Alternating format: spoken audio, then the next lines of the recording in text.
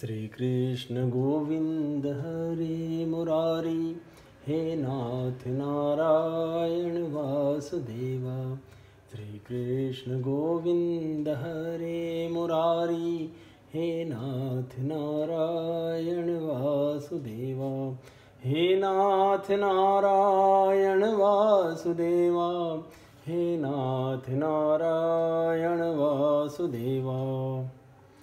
श्रीमद्भागवत एकादश स्कंध अथाष्टमोऽध्याय अवधूतोपाख्यान। अजगर से लेकर पिंगला तक 9 गुरुओं की कथा। ब्राह्मणवाच मुखमेन्द्रियकं राजन स्वर्गे नरक एव च देहिनां यद् यथा दुःखं तस्मान्नेच्छेत तदबुधः। ग्रासं समुष्टं विरसं महान्तं स्तोकमेव वा यद्रक्ष्येवापतितं ग्रसेदाजगरो क्रियः। शतीया शयिताहानि भूरिणि निराहारोऽनुपक्रमः यदि नोपनमेद ग्रासो महाहिरिवदिष्टभुक्। ओजसो बलयुतं बिभ्रद देहं कर्मकं शयानो वीतनीन्द्रश्च निहेतेन्द्रियवानपि। मुनि प्रसन्न गंभीरो दुर्विगाह्यो दुरत्यया अनंतपारो यच्छोभ्य स्तिमितो दैवार्णवः। समृद्ध कामो हीनो वा नारायण परो मुनि नोत्सर्पेत न शुष्येत शरद्भिरिव सागरः। अवधूत दत्तात्रेय जी कहते हैं, राजन, प्राणियों को जैसे बिना इच्छा के, बिना किसी प्रयत्न के रोकने की चेष्टा करने पर भी पूर्व कर्मानुसार दुख प्राप्त होते हैं, वैसे ही स्वर्ग में या नरक में कहीं भी रहें, उन्हें इंद्रिय संबंधी सुख भी प्राप्त होते ही हैं। इसलिए सुख और दुख का रहस्य जानने वाले बुद्धिमान पुरुष को चाहिए कि इनके लिए इच्छा अथवा किसी प्रकार का प्रयत्न न करें। बिना मांगे, बिना इच्छा किए स्वयं ही अनायास जो कुछ मिल जाए, वह चाहे रूखा सूखा हो, चाहे बहुत मधुर और स्वादिष्ट, अधिक हो या थोड़ा, बुद्धिमान पुरुष अजगर के समान उसे ही खाकर जीवन निर्वाह कर ले और उदासीन रहे। यदि भोजन न मिले तो उसे भी प्रारब्ध भोग समझकर किसी प्रकार की चेष्टा न करे, बहुत दिनों तक भूखा ही पड़ा रहे। उसे चाहिए कि अजगर के समान केवल प्रारब्ध के अनुसार प्राप्त हुए भोजन में ही संतुष्ट रहें। उसके शरीर में मनोबल, इंद्रिय बल और देह बल तीनों हों, तब भी वह निश्चेष्ट ही रहें। निद्रा रहित होने पर भी सोया हुआ सा रहे और कर्मेंद्रियों के होने पर भी उनसे कोई चेष्टा न करें। राजन, मैंने अजगर से यही शिक्षा ग्रहण की है। समुद्र से मैंने यह सीखा है कि साधक को सर्वदा प्रसन्न और गंभीर रहना चाहिए। उसका भाव अथाह, अपार और असीम होना चाहिए तथा किसी भी निमित्त से उसे क्षोभ न होना चाहिए। उसे ठीक वैसे ही रहना चाहिए जैसे ज्वार भाटे और तरंगों से रहित शांत समुद्र। देखो, समुद्र वर्षा ऋतु में नदियों की बाढ़ के कारण बढ़ता नहीं और न ग्रीष्म ऋतु में घटता ही है। वैसे ही भगवत परायण साधक को भी सांसारिक पदार्थों की प्राप्ति से प्रफुल्लित न होना चाहिए और न उनके घटने से उदास ही होना चाहिए। दृष्ट्वा श्रियं देवमायां तद्भावैर्जितेन्द्रिय प्रलोभित पतन्त्यन्धे तमस्यग्नो पतंगवत। योषिद्धीर्ण्याभरणाम्बरादि द्रव्येषु माया रचितेषु मूढ़। प्रलोभितात्मा ह्युपभोगबुद्धया पतंगवन्नश्यति नष्टदृष्टिः। स्तोकं ग्रसेद ग्रासं देहो वर्तेत यावता। ग्रहान हिंसन्नातिष्ठेद वृत्तिं माधुकरीं मुनिः। अणुभ्यश्च महदभस्य शास्त्रेभ्य कुशलो नरः। सर्वतः सारमादधात पुष्पेभ्य इव षट्पद। सारन्तनं स्वस्तनं वा न संगृह्णीत भिक्षितं पाणिपात्रोदरामत्रो मक्षिकेव न संग्रही सायन्तनं स्वस्तनं वा न संग्रहीत भिक्षुकः मक्षिका इव संग्रहण सह तेन विनश्यति।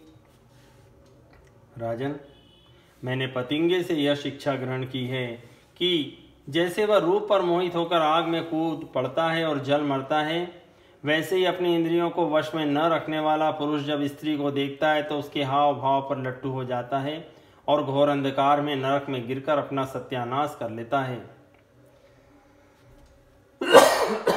सचमुच स्त्री देवताओं की वह माया है जिससे जीव भगवान या मोक्ष की प्राप्ति से वंचित रह जाता है। जो मूढ़ कामिनी कंचन, गहने, कपड़े आदि नाशवान माइक पदार्थों में फंसा हुआ है और जिसकी संपूर्ण चित्तवृत्ति उनके उपभोग के लिए ही लालायित है, वह अपनी विवेक बुद्धि खोकर पतंगे के समान नष्ट हो जाता है।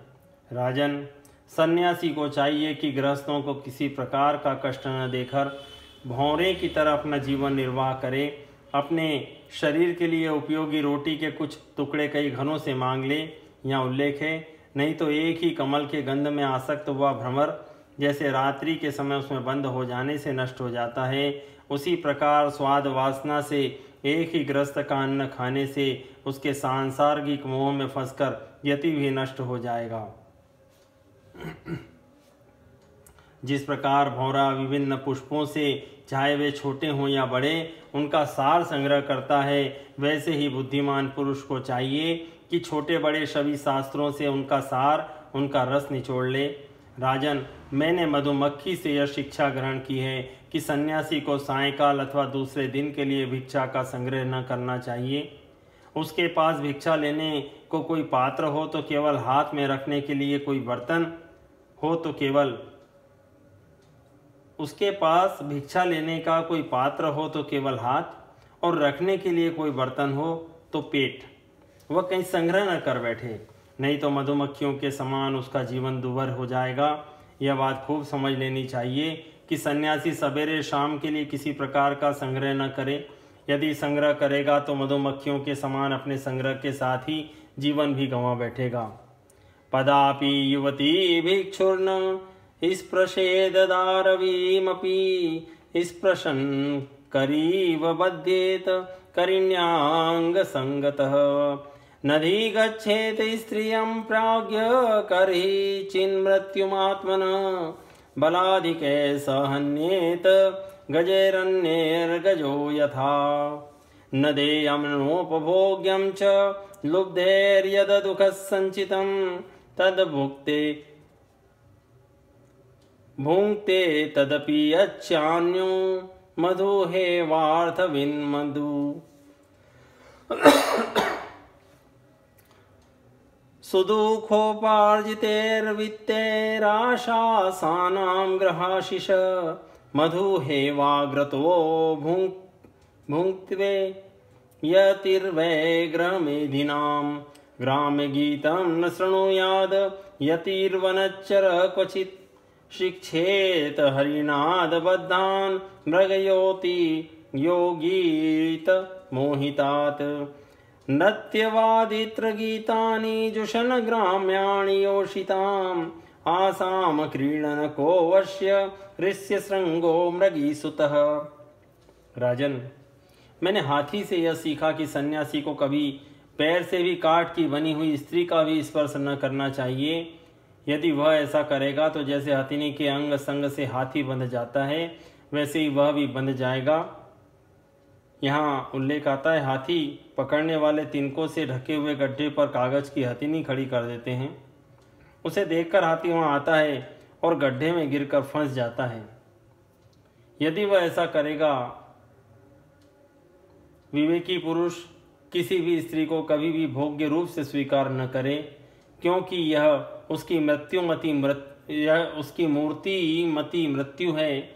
यदि वह स्वीकार करेगा तो हाथियों से हाथी की तरह अधिक बलवान अन्य पुरुषों के द्वारा मारा जाएगा।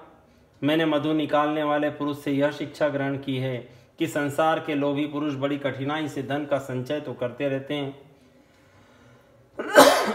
किंतु वह संचित धन न तो किसी को दान करते हैं और न स्वयं उसका उपभोग ही करते हैं। बस जैसे मधु निकालने वाला मधुमक्खियों के द्वारा संचित रस को निकाल ले जाता है, वैसे उनके संचित धन को भी उनकी टोह रखने वाला कोई दूसरा पुरुष ही भोगता है। तुम देखते हो ना कि मधुहारी मधुमक्खियों का जोड़ा हुआ मधु उनके खाने से पहले ही साफ कर जाता है।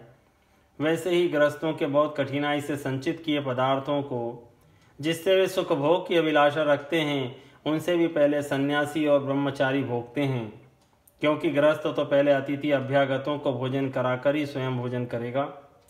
मैंने हरिण से यह सीखा है कि वनवासी सन्यासी को कभी विषय संबंधी गीत नहीं सुनने चाहिए। वह इस बात की शिक्षा उस हरिण से ग्रहण करे जो व्याध के गीत से मोहित होकर बन जाता है। तुम्हें इस बात का पता है कि हरिणी के गर्भ से पैदा हुए ऋष्य श्रृंग मुनि स्त्रियों का विषय संबंधी गाना बजाना नाचना आदि देख सुनकर उनके वश में हो गए थे, उनके हाथ की कठपुतली बन गए थे।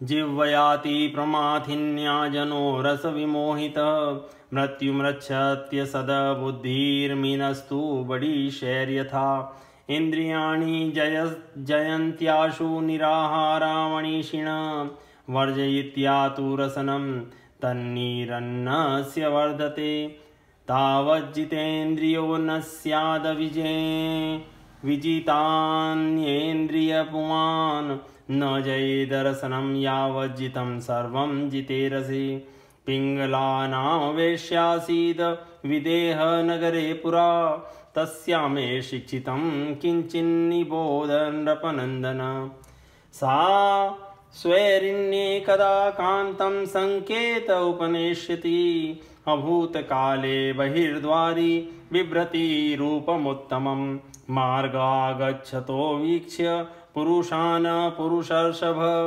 ताच्छुल्कदान वित्तवत कान्तान् मेनेऽर्थ कामुका आगत्येष्वपयातेषु सा संकेतोपजीवनी अप्यन्यो वित्तवान् कोऽपि मामुपैष्यति भूरिदः एवं दुराशया ध्वस्त निन्द्राद्वार्यवलम्बति निर्गच्छन्ति प्रविशति निशीथं समपद्यत। अब मैं तुम्हें मछली की सीख सुनाता हूँ।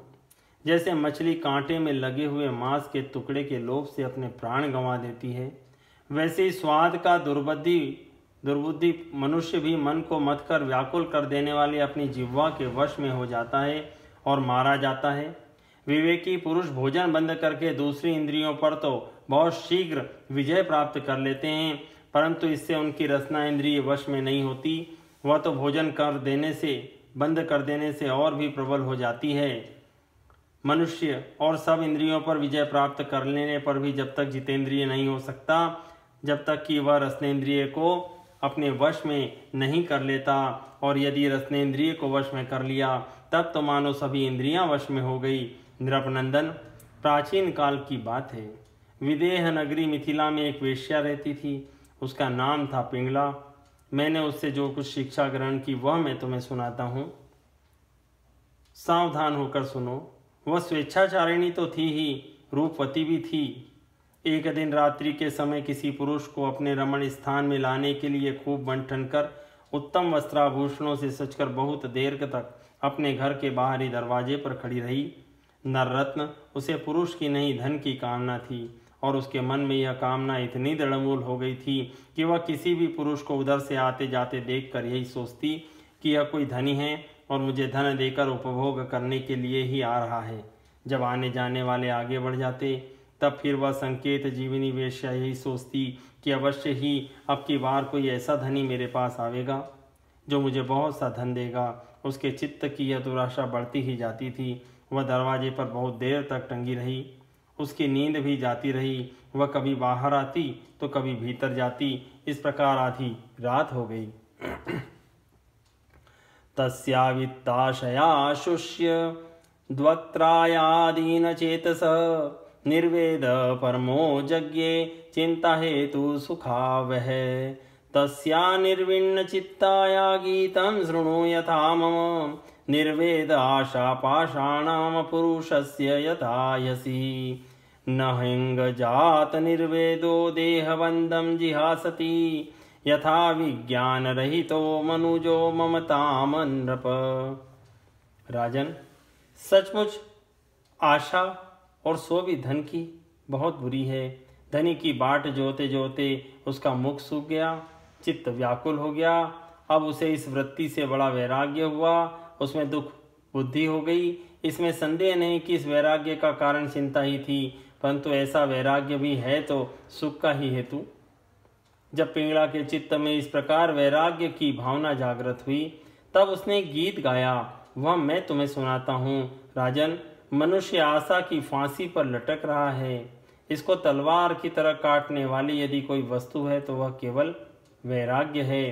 प्रिय राजन, जिसे वैराग्य नहीं हुआ है, जो इन बखेड़ों से उबा नहीं है, वह शरीर और इसके बंधन से उसी प्रकार मुक्त नहीं होना चाहता जैसे अज्ञानी पुरुष ममता छोड़ने की इच्छा भी नहीं करता। पिंगलोवाच अहो मे मोह वितंती पश्यतावीतात्मन या कांता दसत कामं कामये येन बालिशः संतं समीपे रमणं रतिप्रदं वित्तप्रदं नित्यमिमं विहाय अकामदं दुःखभयाधिशोकमोहप्रदं तुच्छमहं भजे ज्ञा अहो मयात्मा परितापितो वृथा साङ्केतवृत्त्यातिविह विगर्ह्यवार्तया स्त्रीणान्नराद यार्थतृशोऽनुशोच्यात् क्रीतेन वित्तं रतिमात्मनेच्छति। पिंगला ने यह गीत गाया था। हाय हाय, मैं इंद्रियों के अधीन हो गई। भला मेरे मोह का विस्तार तो देखो। मैं इन दुष्ट पुरुषों से, जिनका कोई अस्तित्व ही नहीं है, विषय सुख की लालसा करती हूँ। कितने दुख की बात है। मैं सचमुच मूर्ख हूँ। देखो तो सही, मेरे निकट से निकट हृदय में ही मेरे सच्चे स्वामी भगवान विराजमान हैं। वे वास्तविक प्रेम, सुख और परमार्थ का सच्चा धन भी देने वाले हैं। जगत के पुरुष अनित्य हैं और वे नित्य हैं। हाय हाय, मैंने उनको तो छोड़ दिया और उन तुच्छ मनुष्यों का सेवन किया जो मेरी एक भी कामना पूरी नहीं कर सकते। उल्टे दुख, भय आदि व्याधि, शोक और मोह ही देते हैं। यह मेरी मूर्खता की हद है कि मैं उनका सेवन करती हूँ। बड़े खेद की बात है, मैंने अत्यंत निंदनीय आजीविका वेश्यावृत्ति का आश्रय लिया और व्यर्थ में अपने शरीर और मन को क्लेश दिया, पीड़ा पहुंचाई। मेरा यह शरीर बिक गया है। लंपट, लोभी और निंदनीय पुरुषों ने इसे खरीद लिया है और मैं इतनी मूर्ख हूँ कि इसी शरीर से धन और रति सुख चाहती हूँ। मुझे धिक्कार है। यदा स्थिरभिर्निमित्त वंशवंश्य स्थूणं त्वचारोखनखे पिनद्धं चरन्द्वारमगारमेतद् विन्मूत्रपूर्णं मधुपैतिकान्या विदेहानां पुरे हस्मिन्नहमेकैव मूढधी यान्यमिच्छन्त्य सत्यस्मादात्मदात् काममच्युतात् सुहृदप्रेष्ठतमोनाथ आत्मा चायं शरीरिणां तं विक्रियात्मने वाहं रमेनेन यथा रमा कियत् प्रियं ते व्यभजन कामा ये कामदानरा आद्यन्तवन्तो भार्याया देवा वा कालविद्रुता नूनं मे भगवान् प्रीतो विष्णु केनापि कर्मणा निर्वेदोऽयं दुराशाया जन्मे जात सुखावह मैवं स्युर्मन्दभाग्याया क्लेशा निर्वेद हेतवः येनानुबन्धं निर्हत्य पुरुषः सममृच्छति तेनोपकृतमादाय शिरसा ग्राम्य संज्ञता त्यक्त्वा दुराशा शरणं व्रजामि तमधीश्वरं संतुष्टा श्रद्धत्येतद्य थालाभेन जीवति विहाराम्य मुने वाहमात्मना रमणे भवे। संसार कूपे पतितं विषयैर्मोक्षिते क्षणं ग्रस्तं कालाहीनात्मानं कोऽन्यस्त्रातुमधीश्वर आत्मेव ह्यात्मनो गोप्ता निर्विद्येत यदाखिलात् अप्रमत्त इदं पश्येद ग्रस्तं कालाहीना जगत। यह शरीर एक घर है। इसमें हड्डियों के टेढ़े तिरछे बांस और खंभे लगे हुए हैं। चाम, रोए और नाखूनों से यह छाया गया है। इसमें 9 दरवाजे हैं जिनसे मल निकलते ही रहते हैं। इनमें संचित संपत्ति के नाम पर केवल मल और मूत्र हैं। मेरे अतिरिक्त ऐसी कौन स्त्री है जो इस स्थूल शरीर को अपना प्रिय समझकर सेवन करेगी? यूँ तो यह विदेहों की, जीवन मुक्तों की नगरी है, परंतु इसमें मैं ही सबसे मूर्ख और दुष्ट हूँ, क्योंकि अकेली मैं ही तो आत्मदानी, अविनाशी और परम प्रियतम परमात्मा को छोड़कर दूसरे पुरुष की अभिलाषा करती हूँ। मेरे हृदय में विराजमान प्रभु समस्त प्राणियों के हितैषी, सुरत, प्रियतम, स्वामी और आत्मा हैं। अब मैं अपने आप को देकर इन्हें खरीद लूंगी और इनके साथ वैसे ही विहार करूंगी जैसे लक्ष्मी जी करती हैं। मेरे मूर्ख चित्त, तू बतला तो सही, जगत के विषय भोगों ने और उनको देने वाले पुरुषों ने तुझे कितना सुख दिया है? अरे वे तो स्वयं ही पैदा होते और मरते रहते हैं। मैं केवल अपनी ही बात नहीं कहती, केवल मनुष्यों की भी नहीं, क्या देवताओं ने भी भोगों के द्वारा अपनी पत्नियों को संतुष्ट किया है? वे बेचारे तो स्वयं काल के गाल में पड़े पड़े करा रहे हैं। अवश्य ही मेरे किसी शुभ कर्म से विष्णु भगवान मुझ पर प्रसन्न हैं, तभी तो दुराशा से मुझे इस प्रकार वैराग्य हुआ है। अवश्य ही मेरा यह वैराग्य सुख देने वाला होगा। यदि मैं मंदभागिनी होती तो मुझे ऐसे दुख ही न उठाने पड़ते जिनसे वैराग्य होता है। मनुष्य वैराग्य के द्वारा ही घर आदि के सब बंधनों को काटकर शांति लाभ करता है। अब मैं भगवान का यह उपकार आदर पूर्वक सिर झुकाकर स्वीकार करती हूँ और विषय भोगों की दुराशा छोड़कर उन्हीं जगदीश्वर की शरण ग्रहण करती हूँ। अब मुझे प्रारब्ध के अनुसार जो कुछ मिल जाएगा उसी से निर्वाह कर लूँगी और बड़े संतोष तथा श्रद्धा के साथ रहूँगी। मैं अब किसी दूसरे पुरुष की ओर न ताककर अपने हृदयेश्वर आत्मस्वरूप प्रभु के साथ ही विहार करूँगी। यह जीव संसार के कुएं में गिरा हुआ है। विषयों ने इसे अंधा बना दिया है। काल रूपी अजगर ने इसे अपने मुंह में दबा रखा है। अब भगवान को छोड़कर इसकी रक्षा करने में दूसरा कौन समर्थ है?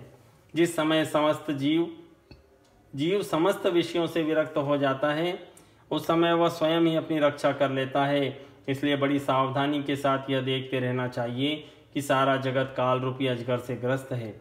ब्राह्मणवाच एवं व्यवसित मतिर्दुराशां कांत तर्षजां छित्वोपशममास्थाय शय्यामुपविवेश सा आशा ही परमं दुःखं नैराश्यं परमं सुखं यथा संच्छिद्य कांताशां सुखं सुष्वाप पिंगला।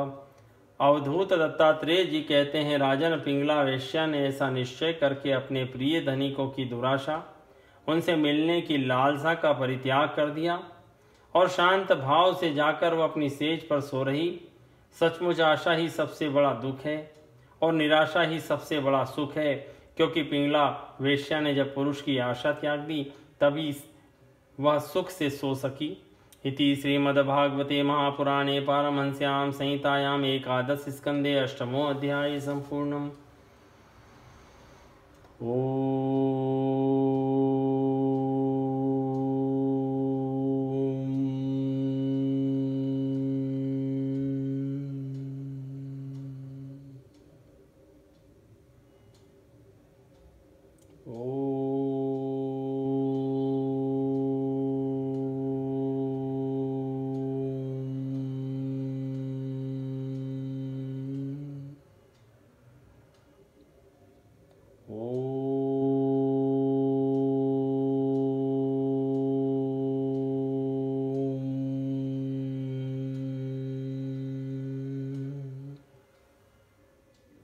श्री कृष्ण गोविंद हरे मुरारी, हे नाथ नारायण वासुदेव।